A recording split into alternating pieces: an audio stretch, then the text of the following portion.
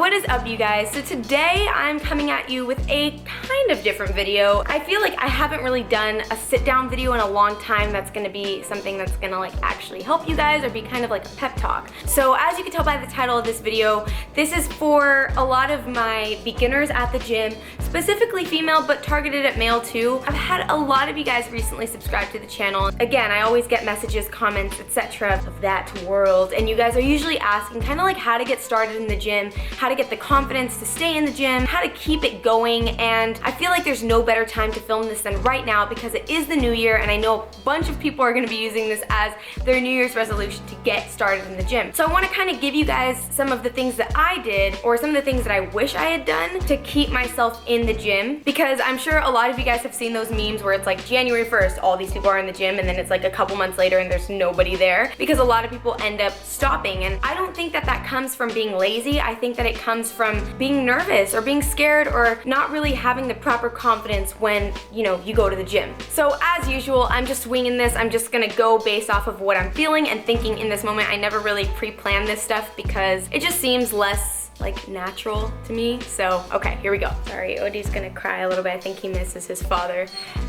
What? Come on, come up here. Okay.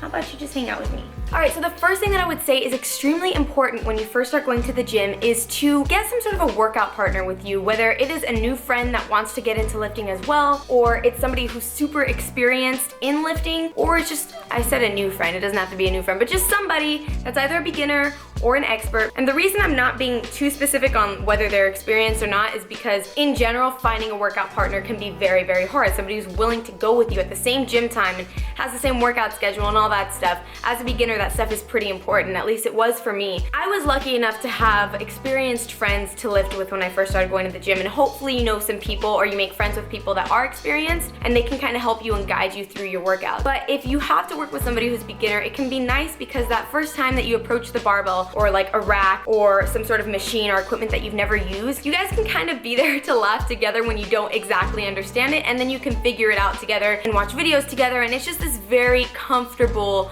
type of thing that you have going on. Because if you're by yourself trying to figure out the equipment and you start like laughing to yourself, you're just like, wow, I must look crazy right now, like I don't even know what's going on. But if you have a friend that's like laughing with you, I don't know, I just feel like people are less inclined to even pay attention to you. So get a workout partner if you can. Experienced or not experienced, you guys can learn together. The second thing I would say is do your research. And I mean this in terms of workouts, finding an appropriate program for you. Do you want to get into bodybuilding? Do you want to get into strength training? Do you want to get into Olympic weightlifting? Like there's so many different categories in the fitness world, and you have to figure out which one is going to be your niche. There's no real pressure about figuring it out. Like for myself, I started off wanting to get into like the bodybuilding scene, and then during that I found that I like powerlifting too, so I've been able to combine both of my hobbies and get into like strength lifting slash bodybuilding.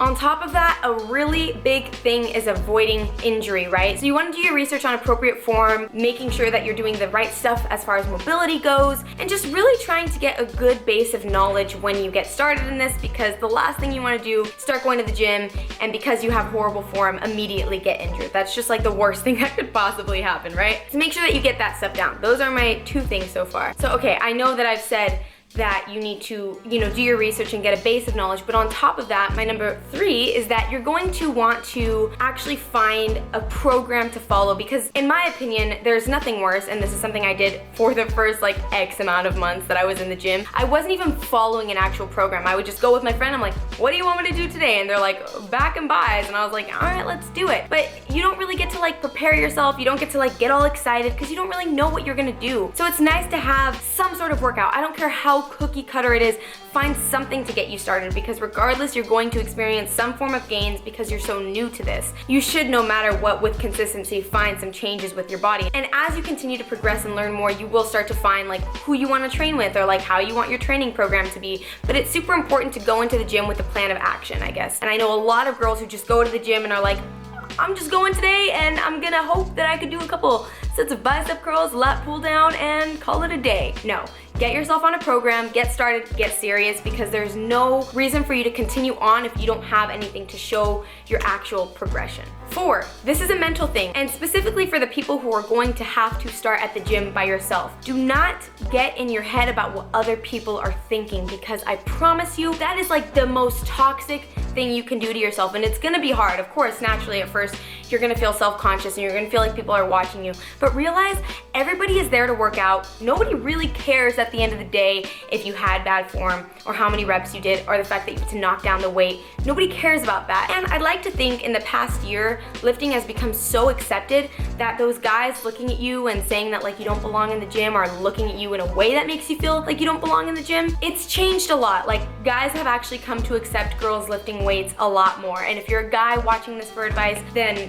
guys have accepted guys lifting in the gym a lot more too. Just get out of your head, go to the gym, lift weights, have fun. And if you want to take it a step further, you can actually record your sets. I know when I first started, I would actually record my sets and send it to them. That way they could tell me what I was doing wrong. And if I didn't have anybody to kind of give me feedback, I would just go on YouTube and watch lifters who were also doing my workout. So I would watch them and I'd be like, okay, here's what I need to fix. You would just notice little things. The very last thing would be to just have fun and do this for yourself. So at the end of the day, make sure that you're doing this because you want to. Nobody's kind of pressuring you to do it, and it's just something that you've been wanting to try. You want to get into a healthier lifestyle because that is ultimately what's going to be what keeps you in the gym. You have to fall in love with it yourself in order to keep that going. If you don't like it, then you're going to figure that out. But 9 out of 10 times, everybody falls in love with it. Everybody has higher and higher goals that they're going for, and yeah, you're just going to kind of blossom as a person. You're just going to be, I don't know, in my opinion, you're going to be a lot happier if you go into it with the right mindset and the right mentality. That'll make the biggest difference. So you guys, that's kind of it. I hope that that was able to help a lot of my novice, newbie people, because I've totally been there. And if you guys have any questions, just leave them in the comment section and I will do my absolute best to address all of you guys that have very specific questions. Okay, you guys, so the camera totally shut off on me, but basically all I was saying is just to ask any questions you have in the comment section below. Don't be afraid to ask questions. I totally understand. I've totally been there. And